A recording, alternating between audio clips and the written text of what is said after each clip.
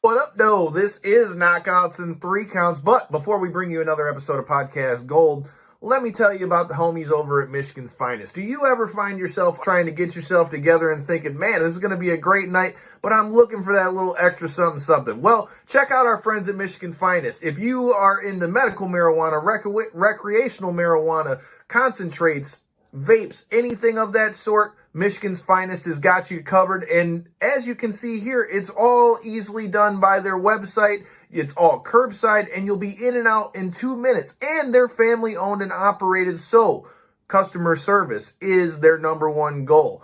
And now, since they are rocking with Knockouts in 3 Counts, use the code KO3MF. Yes, that's KO3MF. You get 10% off your entire order, but that does exclude featured items and items that are already on sale. But if you use that code, you're getting 10% off your items, and I promise you, either if you're looking for that big knockout or you're ready to hit the sheets for that 3 count, Michigan's Finest will get you together. Tell them Knockouts in 3 Counts sent you, and I promise you, you're going to be having a great night. Peace. This is the Ring of Honor, a.k.a. Shane T, boy, the baddest champion you ever seen, boy. This is Mr. Anderson. This is good old JR Jim Ross, and you are listening. You're listening to Knockouts in 3 Counts. We got a new world champion! That might be one of the craziest knockouts I've ever seen in my life. Knockouts in 3 Counts is the podcast dating to the real deal, baby! Knockouts in 3 Counts starts now.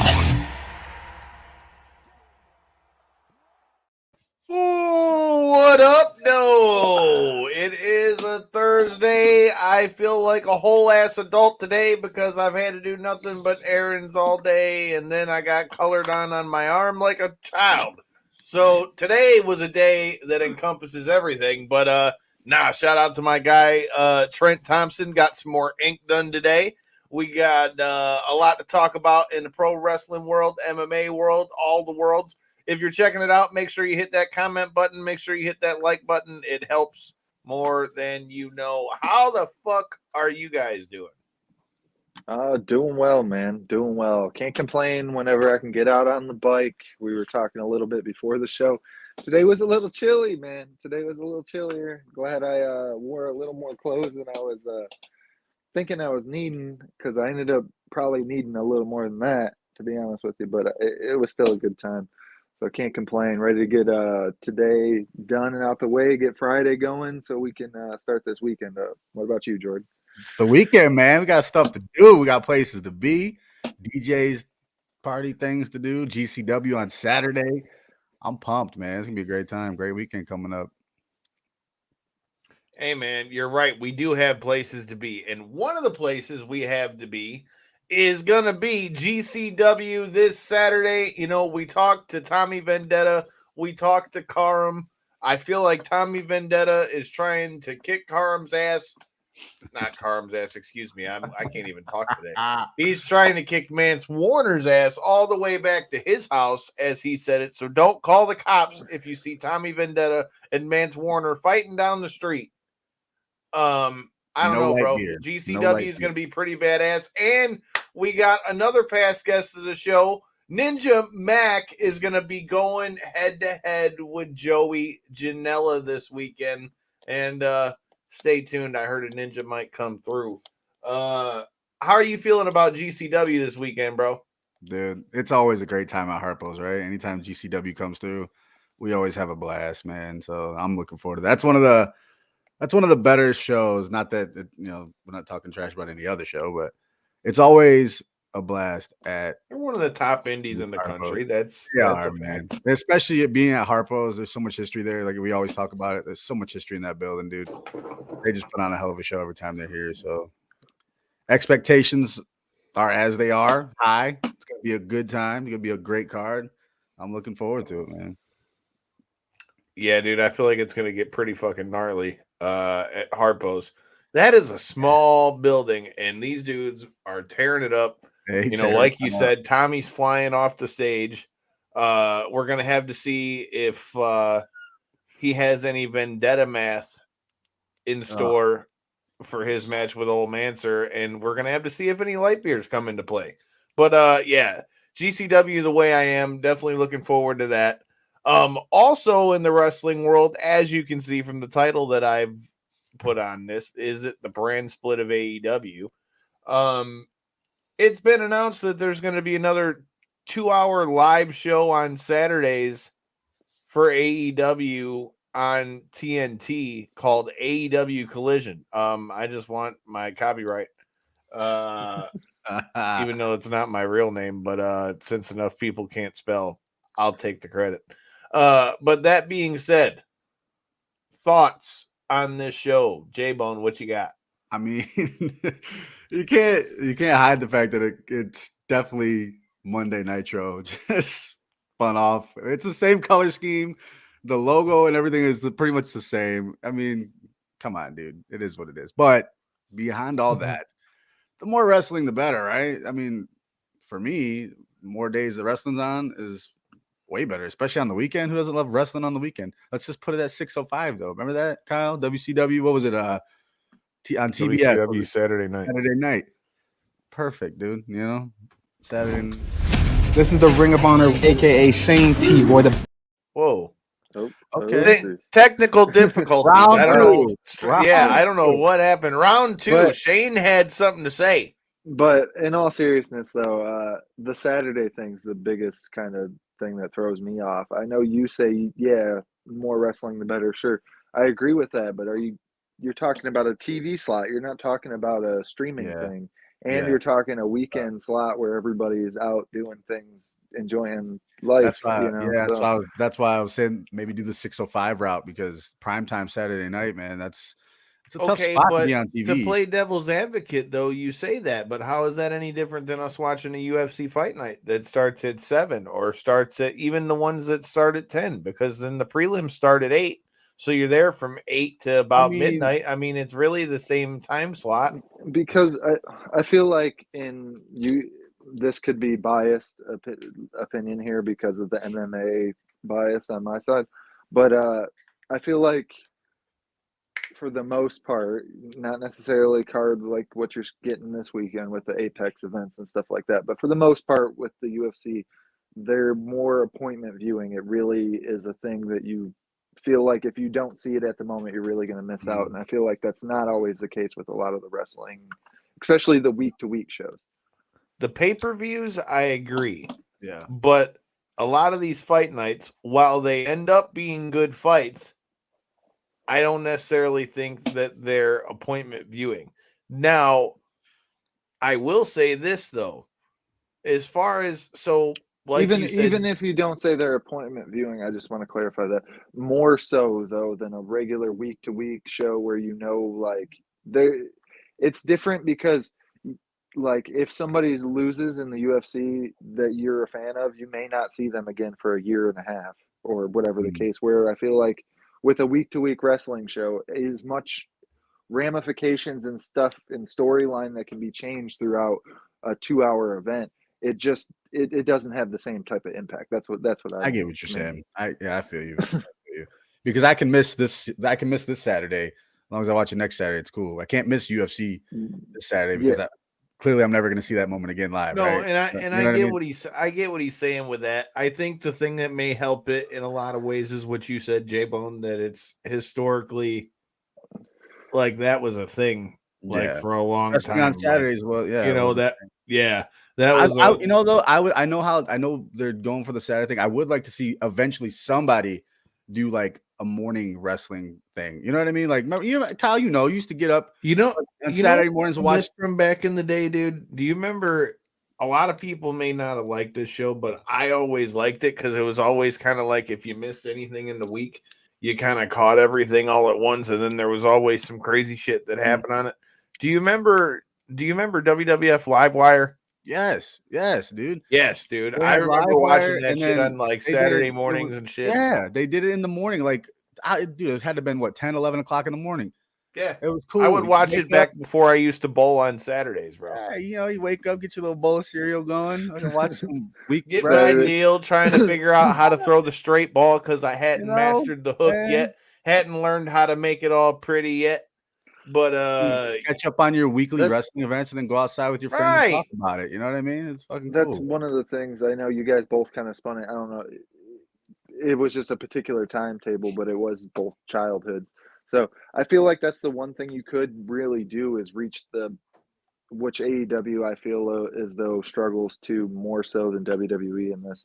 But you could really market more to the younger generation with having a Saturday show, because those are the people that are usually home.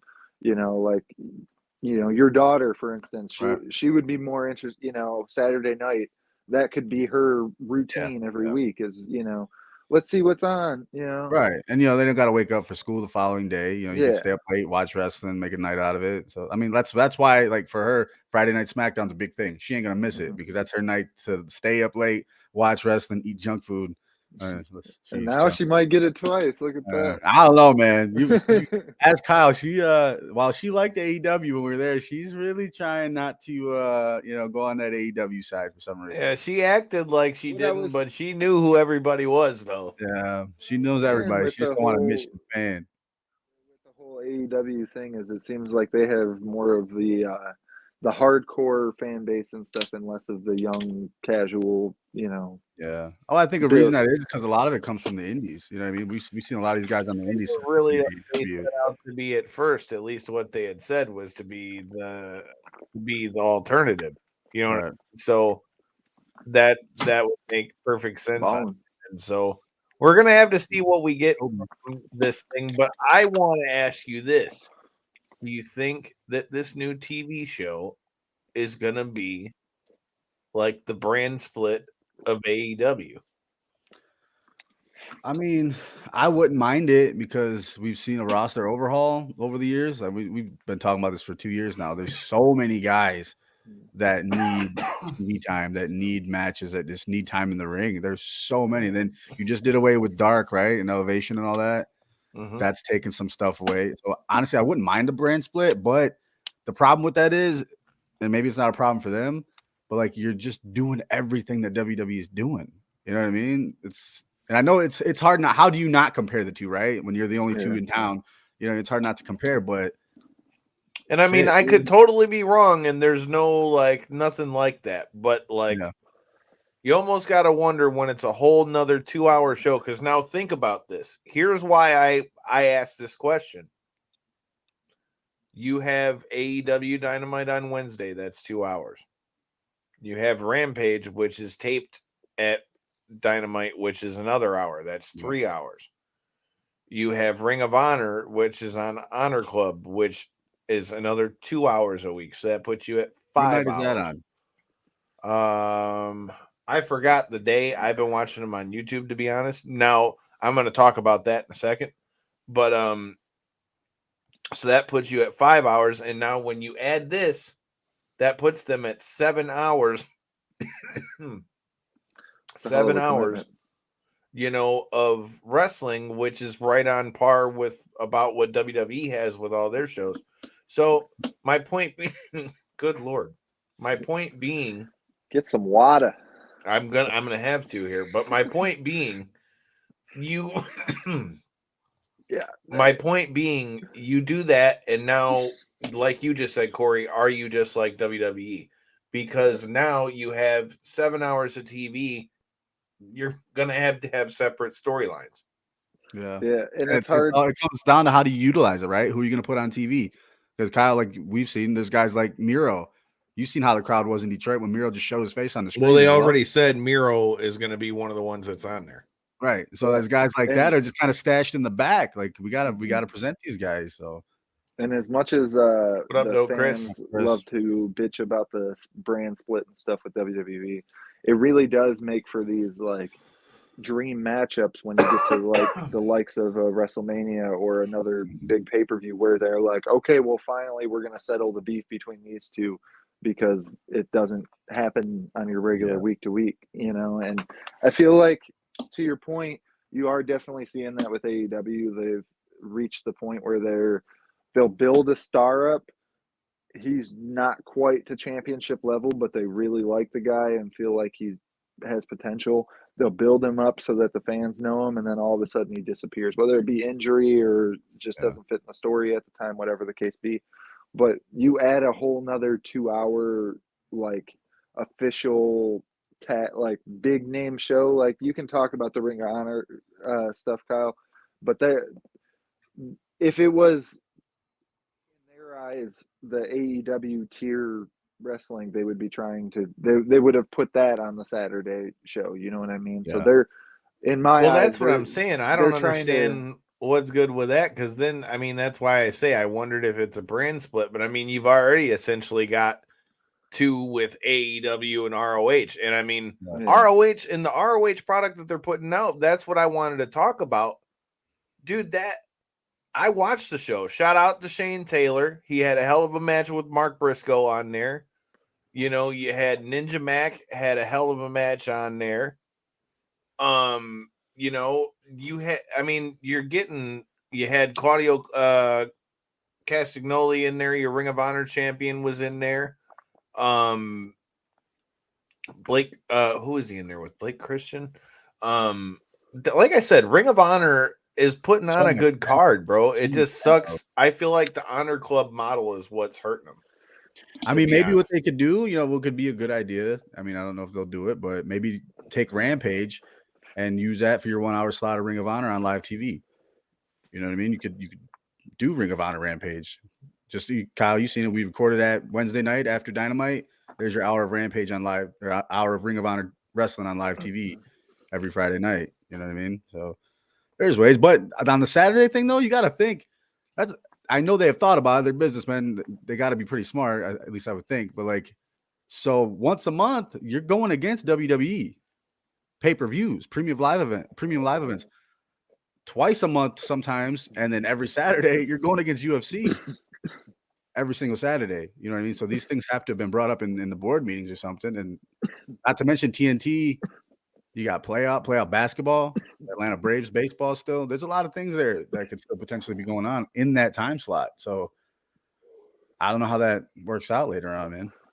Yeah, it could just be a potential time thing, a time slot filler for, you know, off season basically of sports, because you only got baseball in the next couple months.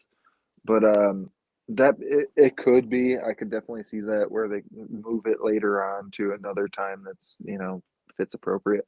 I honestly, I mean, I don't know how you guys feel, but if you're going to do a weekend show, I feel like a Sunday early evening show would be the real route to go if you were able to swing that. But I don't know, man. The time slot does throw me off. I feel like it's going to, you'll get your hardcores, your people that are already dedicated to watching it and stuff. I feel like what I was saying earlier with potentially the younger crowd and stuff, you may be able to garner some of those eyes as well. But I don't know, man.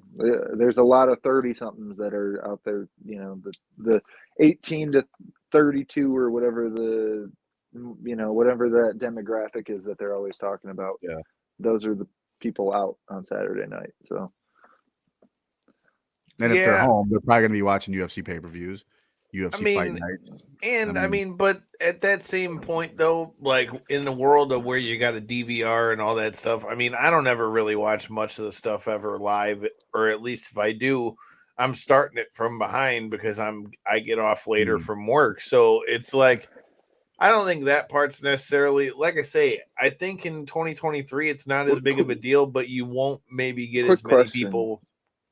Sorry to interrupt. I thought you were rounding your point out, but with the TBS and stuff deals that they already run and stuff, are you guys able to view back that content like easily, or do you have to, like you say, Kyle, DVR it? Because not everybody has a DVR at home. Yeah, I don't think it's available anywhere as far as on demand. No, unless it may be on it may be on their app though. Yeah, I'm not sure because if I remember correctly, you could watch it on their app. The TBS the TNT app or whatever, or whatever it was. Whichever, yeah. But okay, that makes sense. I could see that, but then, you know, it's just I feel like that live thing that, you know, used to be what everybody would do is tune in at, you know, 6 o'clock to catch, you know, what's on the tube. It's just not the case anymore. So. Yeah, but we're going to have to see what happens with that. But on AEW Dynamite last night, man, we had plenty of stuff to talk about. Roddy Strong versus Chris Jericho was all over the fucking place, bro. I have it on right now, actually. Yeah, all over the place is not an exaggeration. That Remember, fight and let's went not forget, everywhere. you had Adam Cole and JAS were all banned from the building. Yeah, So they fought all the way outside the building, and then Street. Adam Cole showed up to help his buddy Roddy Strong after him and Jericho had beat the shit out of each other in the Mr. Softy spot, bro. The Yeah. Mr. Softy That's spot. a throwback, bro. These That's a fools got throwback. ice cream all over their face, fighting all over, and then it ends in Jericho. the flower pit in front of the damn arena. Jericho reaches in the garbage to wipe his face with like some trash or something like that. Yeah, It reminded me of an old WWF hardcore title match. yeah. The things were just everywhere in the arena. Just people everywhere, trash everywhere, weapons everywhere. It's a fun Al match to Snow's watch. rolled up in rolls of fencing and Yeah. thrown into the fucking Cleveland River and shit. God, what a time! Man, what a time! what a time to be alive, bro. What a time to be alive! Yeah, man. These kids don't know about that hardcore title, man. But that was a good one. The other things that we got to talk about. You've also got Night of Champions coming up, bro. What are your thoughts on Night of Champions? But before I do that, I'm very remiss on not starting the show this way. We lost superstar Billy Graham, man. The man with the man of the hour, the man with the power, too sweet to be sour, man. A guy who's so many of them. Ric Flair, Hulk Hogan, the 20, you hear the 24-inch pythons. That was from Billy Graham. Yeah. The rap like that. Dusty Rhodes, and they had their run in Madison Square Garden, which was the match where Dusty won the title, but he didn't pin him, so he didn't get the title. So superstar Billy Graham, man, was a trailblazer for wrestling. Real sad to see him go. J-Bone, you got any thoughts on superstar Billy Graham? Man, like you said, just one of the more influential wrestlers of all time, man, going all the way back. I mean, influenced guys like Hogan, Flair, Dusty. It didn't happen like it happened without superstar Billy Graham, bro. Macho Man, the 80s, the golden era, the 90s, it all started back then. You know what I mean? So And that look, bro. Yeah. A very, very unique look, man. It all started back then with him. So rest in peace to him. What more can you say? Superstar, always will be. Yeah. Can't really say anything on that one, dude. Like I said, he was a real trailblazer as far as wrestling goes. I wanted to make sure we gave a little shout out to him. Like I said, from his run in the WWF to the NWA and just the innovation that he brought to the business, the way he talked and all those things, man. Rest in peace, superstar Billy Graham. And Cody, yes, you're right. The hardcore title was badass. That thing's sitting on a shelf somewhere in a museum, I bet. Probably worth some money. Or in somebody's wrestling collection, maybe greatest wrestling collection. Yeah. All beat up and cracked. I mean, I wonder how they decided to do that. Just take it out back and beat the shit out of it the worst you can beat the shit out of it. But make sure that it's got some of the plate on the front of it. So or was it like, let's just throw this away. Let's just throw this away. And then like, hey, whatever happened to that title? Oh, we threw it away. What's it look like? This. Oh, yeah, that's our new hardcore title. Things just fall together like that. Dude, and they would fight all over the place. And then do you remember the WrestleMania matches? When they would have like the thing where the last person to get the pin in a 20-minute match would get a title, and they would just fight all over the fucking arena. Yeah, dude. All of a sudden, somebody's like 11-time hardcore champion in one night. It's ridiculous. It was ridiculous, but like you said earlier, what a time to be alive. You ain't seen nothing like that. I mean, there always was at least 3 females that came out from behind the door and smoked somebody in the face with the door that got the pin and. Yeah, man. It was looking back, kind of ridiculous, but cool as hell. Hey, man, I enjoyed it as a kid, but it is what it is. All right, we've got the big show over there in Saudi Arabia, bro. The big news from this week is that we know now that it's going to be Roman Reigns and Solo versus Sammy and KO. What are your thoughts on this? What do you think it means for the Usos? What are your thoughts? You know, when I thought the bloodline storyline was kind of diminishing, like they were coming to an end, it's going away here. They just add another layer, right? They just somehow find a way to keep you tuned into this now 3-year program that they've been running. I really hope that Roman and Solo win the titles, man, and bring it back. Like, what are they gonna do? Are they gonna hand it over to the Usos? Are they gonna tell the Usos like you're shit now because like we had to go do this? Like, there's just they basically did, didn't they? I mean, pretty much. He said the titles are coming back to the bloodline, but they're not the ones getting the shot this time, and they're widely considered one of the greatest tag teams. Yeah, it's just another one of those at least things in WWE. Like, we're gonna go find out some answers, but we're gonna walk away with more questions again, and it's just gonna keep adding another layer and another layer on what's considered the greatest wrestling story in the modern era. I think they're gonna win the titles, bro. I think they're gonna win the titles. You know, you kind of got the thing already with KO and Sammy getting the win. I feel like somehow they're gonna win, but in doing so, I feel like it's gonna piss off the Usos. And because then do the Usos invoke a rematch clause from when they lost to that Mania? No, they already did that. Did they do that on SmackDown? Yeah, they already did that and lost. Well, we need number one contenders. I mean, like I said, I feel like eventually that may be where we end up, but I kind of wonder if they're gonna win here. I feel like they may get this W because then, I mean, think about it, man. If they lose, that means Solo has to lose, and that means Roman has to lose.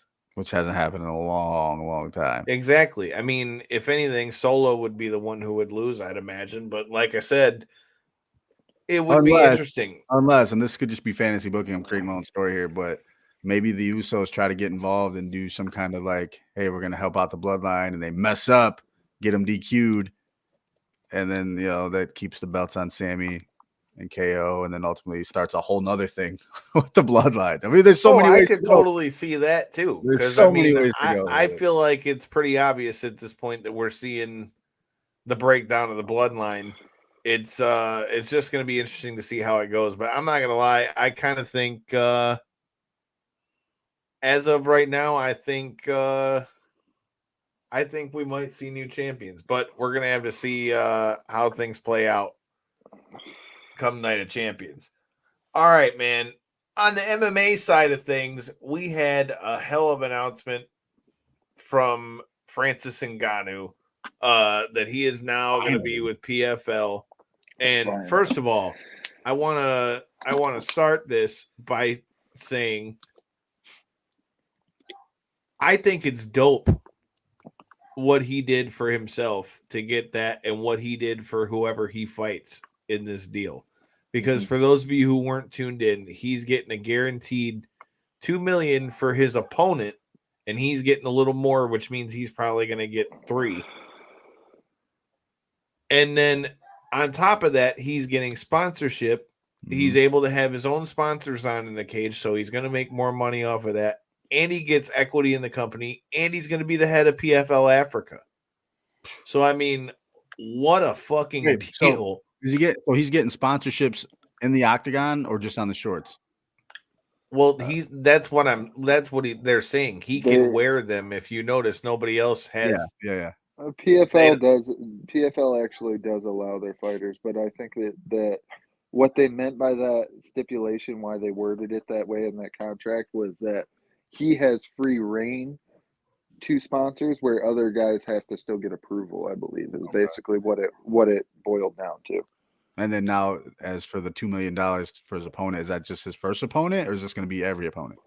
The way I understood it was every. It's for the length of his contract. Yeah. Ooh, wow, that's they huge. said it's only 2 to 3 fights right now, so that's at least 3 guys. That alone could shift guys to go there. You know what I mean? Absolutely. There's Oh, nobody. yeah. There's But I nobody mean, how unless your many name's times John can he Jones. realistically fight, though? I would He's say gonna have 2 to What 3 would you, fights. What would you think? 3 at the most, probably. The He's question gonna is, have. Definitely going to be more than 3 a year. That's for sure. the question is what known heavyweight out there is willing to take that chance to get this fight? Like, because I there's think a guys. lot. I agree. And once they heard that there there's that guaranteed money, that really changes things on Changes their end. everything. But like, which guy is in the top 10, top 5 heavyweight UFC guys, or potentially boxers or something like that, would be willing to take the chance? I know, he's called out Tyson Fury and all that. I could we potentially see a split match where they go 1-1? I highly doubt it, but No, I- but think if about this, though, PFL's Corey. throwing They've around been big talking money, about how PFL is going to be one of the lead people in the running for buying Bellator. yeah.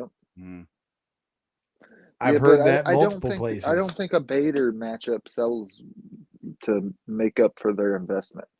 I feel like to make up for their investment, you still need a solid B side, even though Ngannou is a solid A side. No, and I mean, I'm not just saying him, but I'm saying think about all the people that when their contract is out, if you know that there's going to be a $3 million or a $2 million purse, dude. Yeah, like I said, I don't know where contracts lie right now and who's Exactly. We don't have a list of whose contracts are, but if nothing else, $2 million guaranteed is going to lure some people. But here's the question: did PFL just back themselves into a hole because they got, every fight you've got a minimum of about 5 million going out to that fight? Yeah. Oh, guys are gonna be knocking on the door, especially guys not. Oh, hell yeah! But I'm saying, think about it. If they start to lure some of these big names, is it going to be an even bigger price tag? Yeah. I don't know if it's true or not, too, but they've got some work to do on the pay-per-view end. I mean, they had their big event this last year.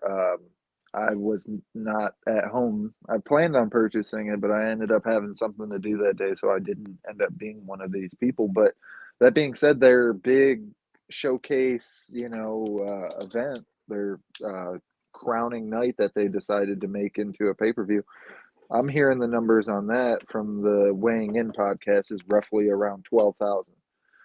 That's not, that's not too hot when you're paying out, 5 million on that night alone, Right. And that's not including your production and costs and all this, that, and the other. That's just, paying out for winners of the tournament. So, I mean, in the Francis thing, what would it take? Like, Corey, you're a perfect example because you are an avid UFC fan, an MMA fan. What would it take for you to say, all right, well, tonight I'm watching PFL because Francis is fighting said fighter? Like, take one out of the top 10. Obviously not John Jones, not Stipe, not the top 3, but take a guy out of there. I don't think you're getting anybody out of the top 10, but I mean, who's up there? I know there's like Curtis Blades, Derek Lewis, Tai Tuivasa. I mean, let's just say guys you'd have to get somebody that you could get out of your contract. That's what I'm saying. I don't know where contracts are, but if there's a guy up there, who's.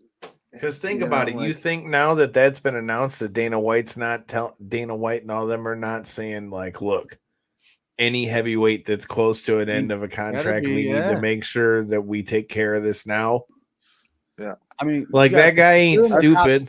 If you're in the top 10 and you're on the come up, right? Let's say I don't know records, but let's say you're 16-1 and you're ranked number 8 and your fight contract's up, but you got a for sure shot to go next door and fight for $2 million guaranteed. You ain't gonna stay with UFC, right? Fuck that championship. I'm going to fight for $2 million.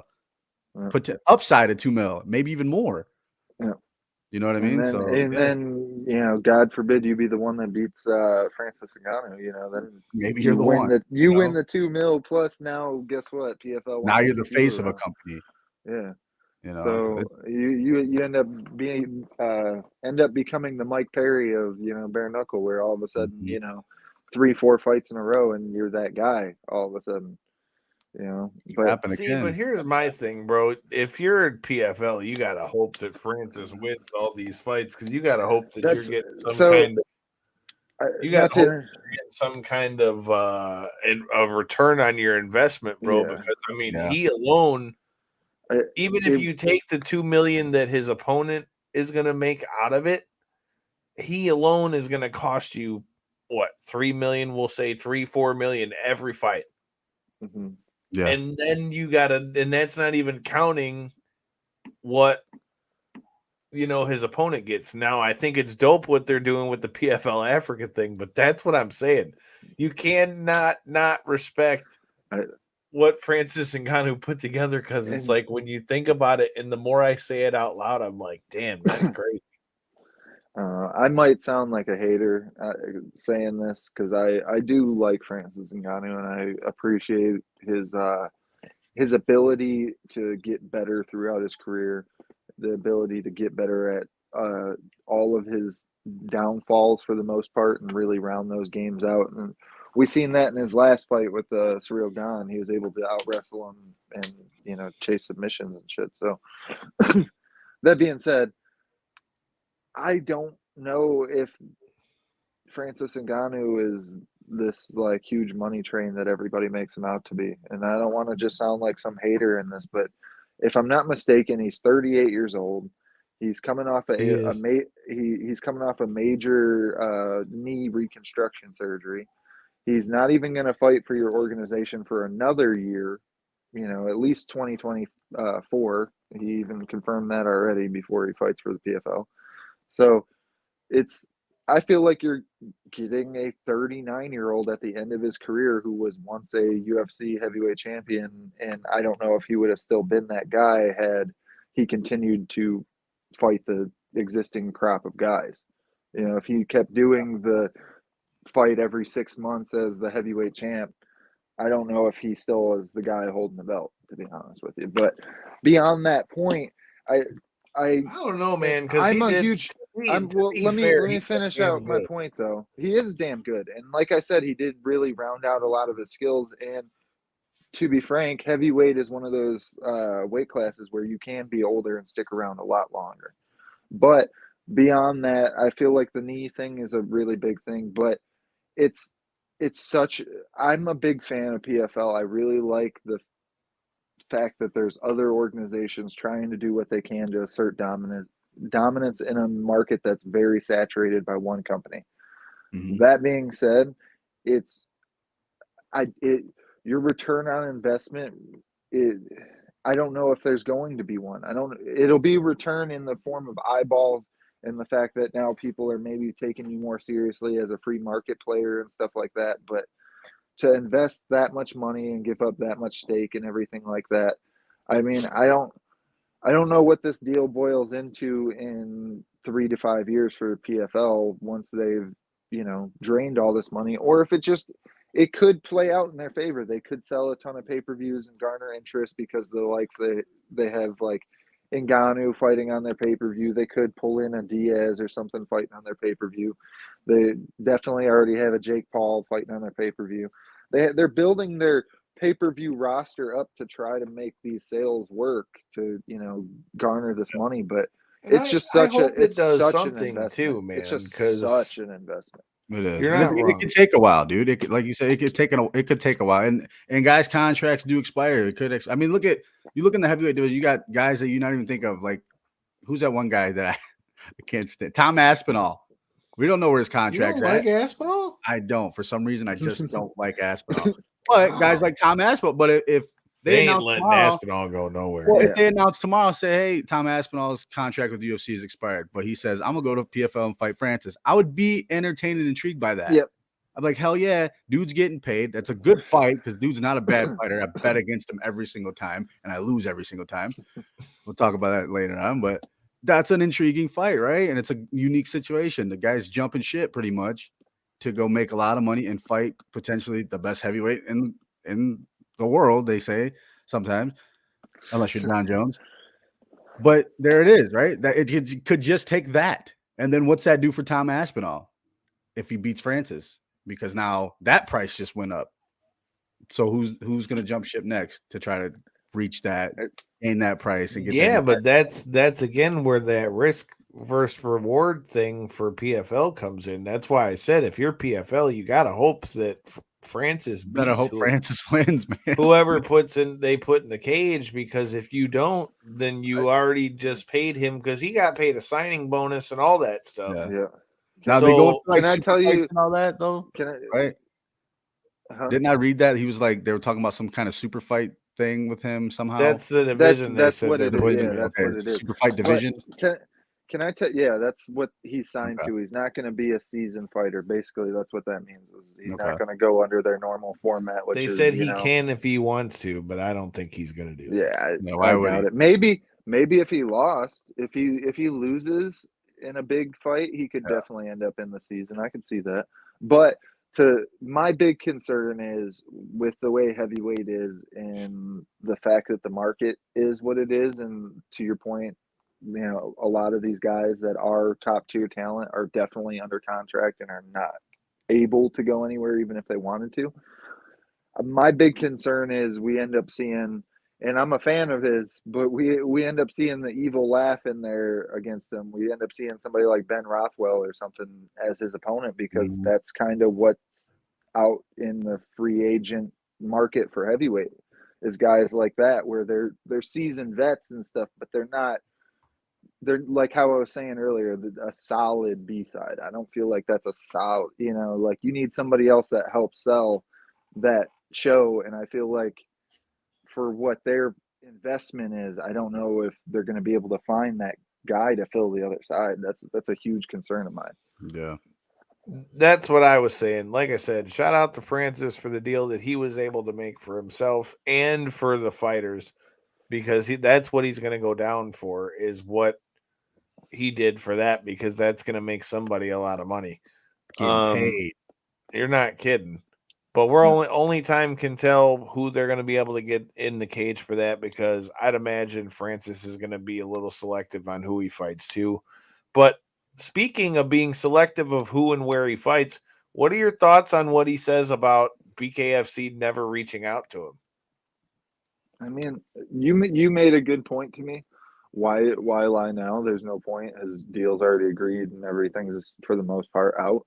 You know, I'm sure there's still some underlining stuff that he doesn't necessarily want, you know, out. But why lie about this particular facet?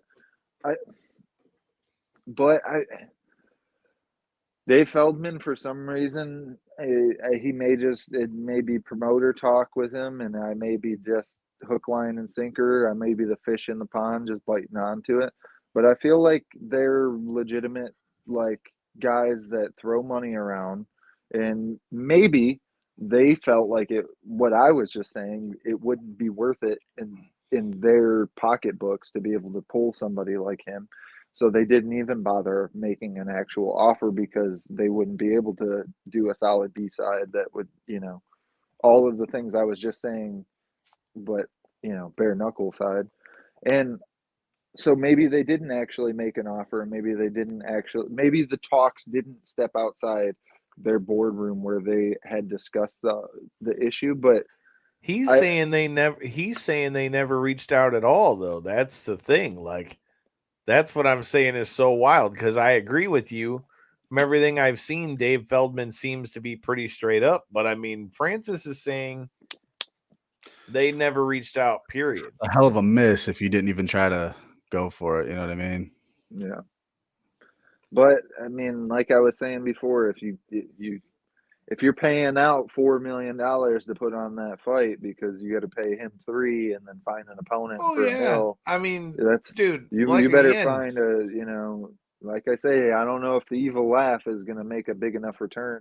Like I would have to do a little more research, and maybe I should have came in with my my paperwork handy. But what did Francis Ngannou sell in like his last 2 or 3 pay-per-views? You know, like in his prime when he was holding the belt, when he was winning it back from Stipe and all that stuff. Like what was he getting? You know, like was he selling 400,000?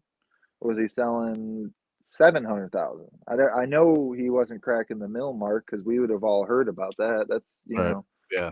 So like I say, I know he's got eyeballs on him and stuff, but I still feel like I feel like I'm just being a hater and all this, and I don't want to come off that way. Well, like you said, it's hard. It's hard to like even like think of the positives with considering the way it's going down. Like, who else? Who we fighting, dude? You know, like, and I appreciate the shit out of PFL. I watch all of their events, all their season events. I got really annoyed when I found out that the Europe series was damn near impossible to watch here in America without a VPN. I was that like I'm that entrenched in PFL. That being said, I just hope it's such a reach, and that's where I say to spin back to the bare knuckle thing.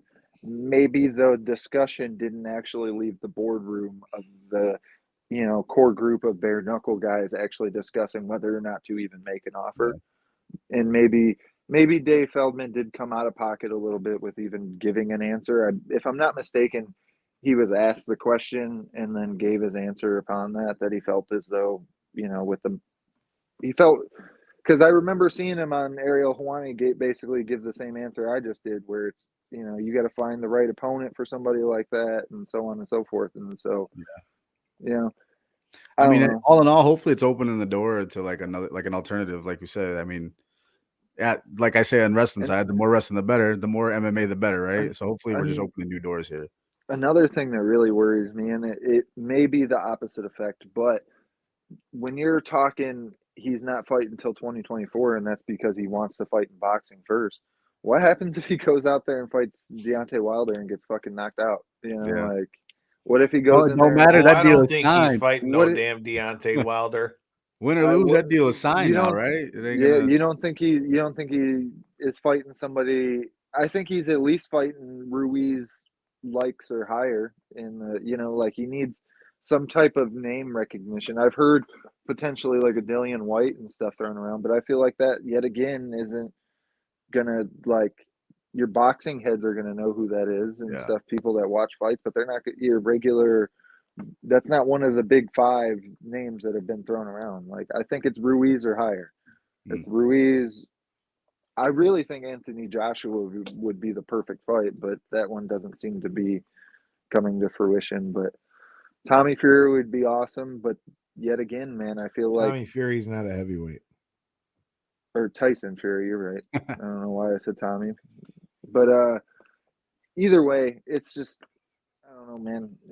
What happens if he goes in there and gets really outclassed in boxing, and then now all of a sudden PFL is like, well, look who we got. We got the baddest guy in MMA who potentially just got his chin checked, like. I mean, Conor did it.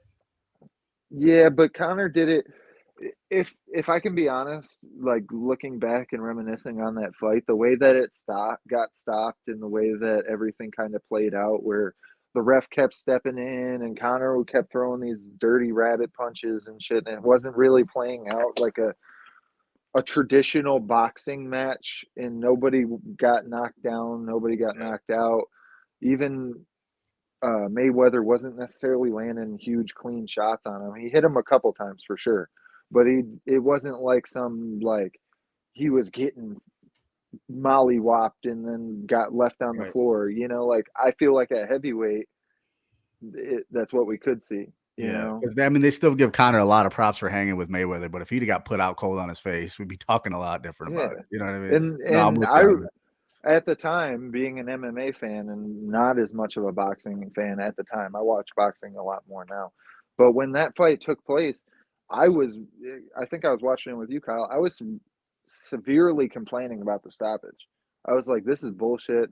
And Kyle's like, that's how they do it in boxing, man. They'll stop you on the feet. If you're just looking like you're getting outclassed and you ain't got nothing in there, they'll just stop it. And I'm like, no, fuck that.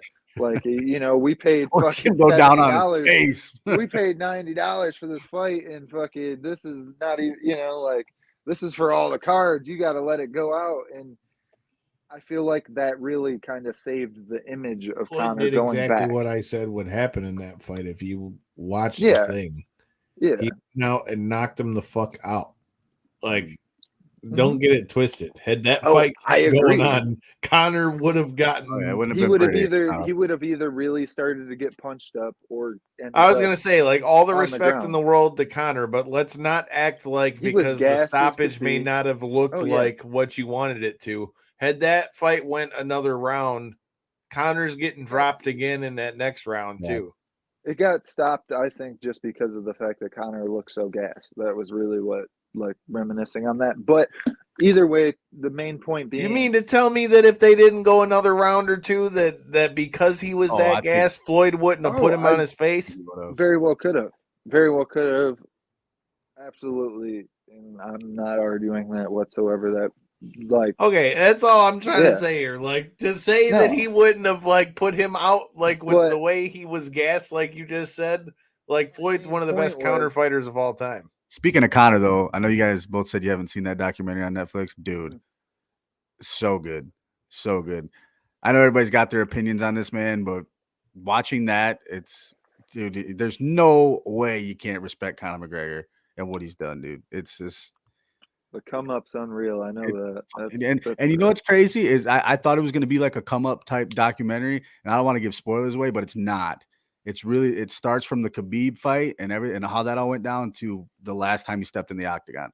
That's all it is. And if you think about it, that's out of the last 4, he's lost 3. So it's a lot of losses that we're talking about. And in some way, they still made you like, damn, I'm rooting for this guy because what a story. It's pretty incredible. You guys got to check that out. I'm gonna have to watch that. I might turn that on after we get done with this show. But we've also got BKFC going down on Friday in this mug. Esteban the Mohawk Rodriguez, which you can check out a great interview with him here Hawk, on this bro. here channel. Hit that subscribe button and make sure you check out BKFC. I feel like this is going to be a banger. I feel like if this fight goes the way he says he wants it to go, somebody's going night-night. That's all I know. And Taylor Starling getting in there with Jade Masong Wong is going to be the battle of the beauties in there. That's going to be a fun fight to watch because if you can say anything about Taylor Starling, she don't care about getting muffed up. She goes in there and throws them. I really wonder what because she had fought in boxing since, but she hasn't fought in bare knuckle since. And I'm really wondering what she brings back to the table now that she did. The Christine Faria fight went the way it did for her. She got punched up and just wasn't able to hang and just basically quit on herself in there. I'm really wondering if she's able to turn that corner since that fight. I feel like maybe taking a little bit off with the actual, putting the pillows on, as them guys over in bare knuckle like to say.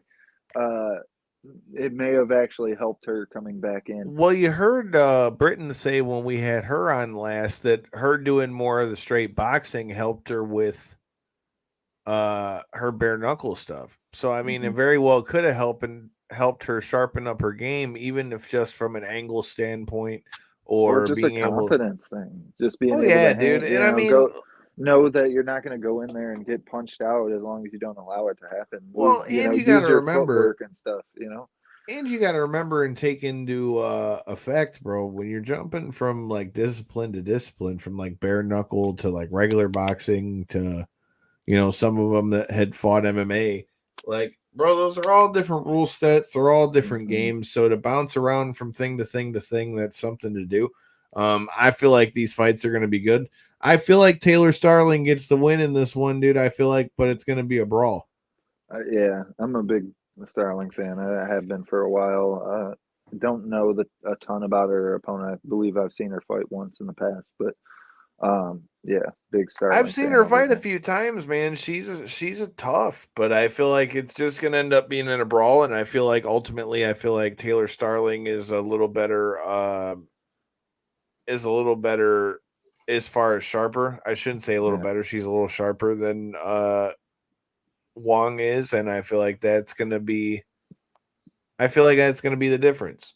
And we're talking about somebody who's one fight removed from the title bout in the organization. So, top level of the organization, But what really interests me is the return of Jimmy Rivera. I forget who he was fighting on this one, but I always loved Jimmy Rivera back in the UFC days, man. He always was one of those guys that would never give up on himself, would really sit down on his punches, and he didn't always win, but he was always game in there. That's for damn sure. So I feel like the transition to bare knuckle would be a good one for him. I know this is I have his the second card fight. pulled up here, man. Yeah, I can't pronounce There's his a opponent's few. name, There's a few good fights out here, bro. Mhm. You got Brito, the former champ, is on this card. You've got Jimmy Rivera is fighting Usmanov. You got Dakota Cochran versus That Noah was another Cutter. good one. Yeah. And then you got, let's not forget the main event in this mug, bro. 51-year-old got- Houston Alexander, bro. Houston, dude, did you not see what he did the last guy I he did. fucking He's fought? 3-0. He's 3-0 in BKFC. That's impressive. Bro. Wasn't it Beltran that he fought last? Yeah. Yeah. Yeah. I can't believe he's 51. Yeah. Old ass man out Well, here dude, still he's been kicking around ass, since dog. the King of the Cage days, bro. You guys remember that classic Kimbo Slice fight in the UFC with him and Kimbo? Yeah. I always remember that fight. At the end of the round, they just hands on their knees, fucking out of it, dude. Classic. That's one thing that, like, for the wrestling, how you guys talk wrestling story all the time. That's one thing with the MMA story is you can make your moment in just one fight against the right guy at the right time with the right eyeballs watching and the right, like the whole pot, once it mixes up right, you'll end up with a Houston Alexander or something like that where, I mean, dude had a great career. I don't mean to take anything away from him, but he became such a known entity because of having a recognizable name, and then secondly, also putting on the performance that he did in that fight. It's one of those things where when the soup's cooked just right, man, it doesn't take long to cook it. That's for sure. Well, I with mean, MMA the fights. thing with Houston Alexander is you knew there was always a good chance for a knockout. Now that you've removed the gloves, like, dude, he's at 51 years old. You always hear the saying, the last thing that leaves you as you get older is your power. Mm-hmm. And like I said, Houston Alexander can still crack. I feel like Houston Alexander will get the win in this one. Dakota Cochran and Cutter is going to be a banger of a fight, but I don't know, man. It all depends if Cutter's pressure can get through Cochran, but I got to go Cochran on that one. We're going to have to see how Jimmy Rivera reacts to the bare knuckle as well. So either way, I'm looking forward to that come this Friday as well. And then, you've got Angie Hill versus Mackenzie Dern, which I'm just going to say it right now. I'll put some money on Angie Hill in that fight all day. Because, Surprising. dude, I feel like people sleep on Angie Hill. I thought you were one of those people, honestly. I remember in the hell past, no. Angie wasn't all that. No, dude. I feel like I told you I bet and won on her a few months ago too. Like I've always thought she's been a dog and always got in there and fight. But I think a lot of times she kind of gets overlooked, man. But she's got this new deal. And I mean, let's be honest, bro. When I look at this fight, Mackenzie Dern has good jiu-jitsu, obviously. Mm-hmm. But her stand-up has a lot of holes in it. And if it gets scrappy, which it can, I feel like Angie Hill's range can crack Mackenzie Dern. And, it's one thing to have good jiu-jitsu, but MMA jiu-jitsu is another thing. I'm not saying it's too out of the realm that Angie Hill can't catch Mackenzie Dern either. Because what happens if she cracks her on the feet and submits her? Yeah, I mean, it's always a potential, right? That's why they call it mixed martial arts. But I feel like I'm a big fan of Angie Hill, and I agree with you. I do feel like she's overlooked. And if you look back at that UFC record, which looks a little salty at times, it shouldn't be that way. A lot of those were split decisions that She got screwed a lot by the judge. Yeah, like 3 or 4 times. So like there's a reason they signed her to a new 8-fight deal after all that. Yeah, and then have her be the short notice main event when they had potentially other fights that could have, garnered a little more fanfare. But either way, huge fan of Angie Hill. Do like this fight, but I don't know, man. I don't know if I'm just still on that Mackenzie Dern train for some reason. I feel like she's just at that time in her career where she really needs to round the corner. She just turned 30, but she, to your point, Kyle, is very much still a specialist who tried to rely on her hands too much in her last couple fights, and it did not look really that good for her. And I feel like the 5-round in this fight really helped her. But that being said, man, Angie Hill's got to keep it standing to me. I feel like that's the one thing, if you look back at some of her fights where she does kind of struggle, is when she gets put in defensive jiu-jitsu positions. If she has to try to fend off submissions in this fight, I feel like we could be seeing a Mackenzie Dern hand raise for sure.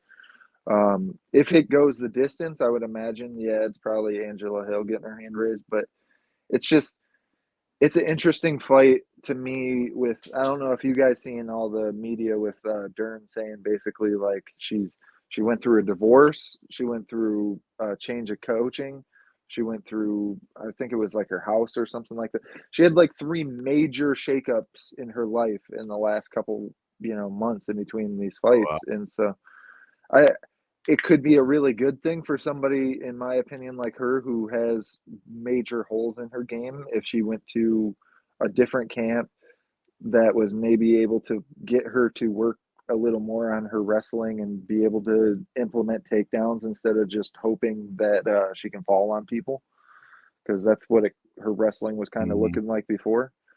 And I feel like if she's able to round that corner in a new gym, we may see a new, better version of Mackenzie Dern. But I don't know if she's gave herself enough time to evolve those skills. That's my biggest concern going into this one. But I do lean in her direction. I feel like over a 5-round fight, there's definitely enough chances to be able to get a sub.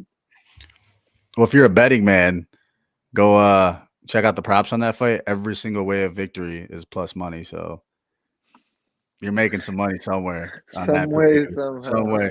Kyle, especially if you were talking about some type of submission, go look at the prop on that, dude. We're talking some good money. You might want to go check that out. Are we putting out any parlays on this? That's not no pay-per-view. I don't. Who's okay? So let me pull up the card, because we're saving those. While we're talking about that, so we J-Bone, who do you got? Dern or Angela Hill? I'm taking Dern by decision. Okay. And Dern then by decision. Okay. And then let's not forget, bro, we got Devin Haney versus Loma this weekend.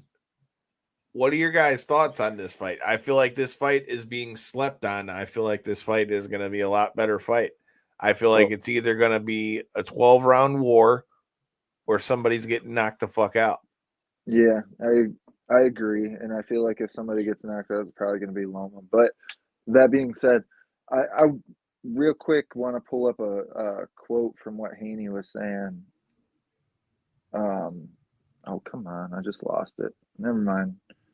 Go ahead. Talk your shit. Like I said, man. Oh, here it is. I found it. All right. Sorry. Took me 2 seconds, but I found the exact quote again, because I wanted to get your guys' thoughts on this before we went to I'm not talking my shit. before we go into a full breakdown of this fight and what it all means and stuff. But I want to get your guys' thoughts on boxing and what Haney had to say about the UFC comparison to boxing. Quote, in UFC, those guys fight each other. They lose, they fight again, still equally as big. May even be bigger after the loss. Mayweather kind of messed up the game with the undefeated is everything. So now guys don't want to fight each other so that they can keep that undefeated record forever. I want to get your guys' thoughts on arguably one of the biggest guys with an undefeated record in boxing coming out to say that's why he feels like boxing's not able to keep up with UFC and why that sport may be suffering. Could it have contributed to it? Hell yeah, at least in today's terms. But I can't say that I necessarily think that it was all Floyd, because at the same time, it's something that boxing has always been bad for. But this, again, is another good point to what we were talking about earlier with Francis Ngannou, in that $2 million is like a shit ton of money to an MMA fighter. In boxing, regardless of what anybody said, boxing, they make money, bro. Them boys are getting paid. 2 million ain't So shit in boxing. yeah, that's what I'm saying. 2 million ain't shit to a lot of them. I mean, don't get me wrong. I would gladly take my shot at 2 million, but I'm just saying, But in 2 boxing, million's- that's a whole nother thing. That's like a low end thing in the world of boxing. So it's that's low end only if you're the top end of the card, though. If you're Yeah. even a co-main event, the drop off is so significant in boxing cards. There'll be guys fighting for belts that you've never heard of unless you're the hardest of hardcore, and even those guys aren't. They're making. I'm just saying the top money that guys can make is like a lot money, different. So that's yeah. what I'm saying. It's not like a situation like with the UFC where could you get, let's just say you said top 10 heavyweight. Okay, so-and-so's contract drops and he calls PFL and says, okay, I want to fight Francis. They'd probably do it for 2 million when you're talking about an MMA fighter, because unless he's John Jones, he ain't making 2 million to fight, which is why John Jones wouldn't come out to go fight him somewhere. Yeah. You see what I'm saying? I'm just saying in boxing, it's a lot different. Now, in this fight, I think, to the contrary to what you just said with Floyd, I think Floyd could have done that, but I think the fight that we just saw with Tank Davis and Ryan Garcia could have just reversed a lot of that because of all the hype that it brought with that fight. And now with this fight with Haney and Loma, now it's like the winner of them is going to get Tank. This fight's going to be a banger, dude. And I feel like a lot of people are sleeping on Loma because Loma had to go take that little time off because he was fighting in the war for Ukraine. You get him in there. Don't forget about the speed of Loma with how he fights. He's a little bit of a slow starter, but so we got to watch out to see if Haney catches him in the early rounds, bro. But dude, this has got the potential to be another banger of a fight from the world of boxing. Yeah, it's definitely what I like to see from boxing. Like I was saying earlier, a couple 5-10 years ago, I was definitely not paying attention to the level that I am now when it comes to boxing, because it just didn't have those marquee matchups and stuff. And I feel like Tyson Fury and the guys like that have kind of started to bring those bigger matchups back to light. With your point with the Ryan Garcia and Tank Davis fight, that was also a huge one. But they got to continue this stuff. They got to keep that ball rolling. You can't just sit on that stuff. You can't just hope. You can't do one a year and be like, oh yeah, man, we had our two big stars fight. You gotta keep that ball rolling. Definitely. Can't argue with that, dude. Like I said, though, I think it's a great thing for boxing. I think it's only setting up that fight with Tank Davis, which obviously I think is the next way to go once Tank gets through all the legal stuff. How do you guys see this fight going? Devin Haney or Loma? I think Devin Haney wins this fight if it gets ended early. I think if it goes the distance, Loma has a better chance the further it goes into this fight. I'm going to go with Devin Haney, I think. But, man, I feel like, again, this is a fight that I feel like is being slept on. Absolutely. I like the amount of media and attention that it's getting for it being such a big marquee matchup. I mean, I don't follow all the boxing specific pages and stuff, but on a lot of the bigger boxing events, the MMA media will definitely do their job to cover it as well. And I feel like we're not seeing as much of that for this being a marquee matchup, I feel like. But that being said, yeah, I'm definitely excited for it. I agree with most of what you're saying with the whole, if it goes to decision, I feel like Loma has definitely a better shot because he does turn it on in those later rounds and is able to start outboxing people once he gets their timing and stuff. But I feel like it's uphill climbing, man. Haney's he's tough in there, man. He's one of those guys that I just don't doubt. He goes in there and puts people out. So I The feel way like he banged out Cambosis, bro. yeah, twice. And then he just like the way he does it, like it's just so he's just nasty with it. He's not as like traditional. He's traditional boxing and very clean. I don't mean that in like this, but he just like he'll step into it a little bit more. When he feels like he's got you, he steps into it and throws that like, all right, it's overshot. Where I feel like a lot of other boxers don't necessarily, step into it to that level. Finisher. Yeah. Not to mention he's You've got undefeated. Devin Haney. Okay, so we both got Devin Haney. Not to mention he's undefeated, right? I mean, come on, dude. So, that helps. but like you said, Kyle, I mean, early, if you get him early, dude, Haney could put this one away, but deeper into the fight, you're right. I mean, it could go the other way, but I think he's gonna put him away in inside 6 rounds. I'm gonna call the shot. Say inside 6, Devin Haney. Okay. Jam Master Jay with the prediction. Well, I don't know, man. We're talking predictions. We got a pretty close one with the Lakers in Denver. It's 74-70 with 2:50 left in the third quarter. Well, like I said, we are going to be in the building. Harpo's Music Theater, GCW, The Way I Am. Little Eminem action. But that being said, we got ninjas. We've got vendettas. We've got Karam with that blonde hair. It's going to be a lot of stuff going down at Harpo's. GCW is going to tear the joint down. Make sure if you guys are in the building, you come say what up, doe, and make sure that you check us out next Tuesday and Thursday. You don't know who's going to be in that box. Until next time, and in the in-between time, good luck to the Mohawk. And don't be too sweet to be sour. Rest in peace. Superstar Billy Graham. Peace.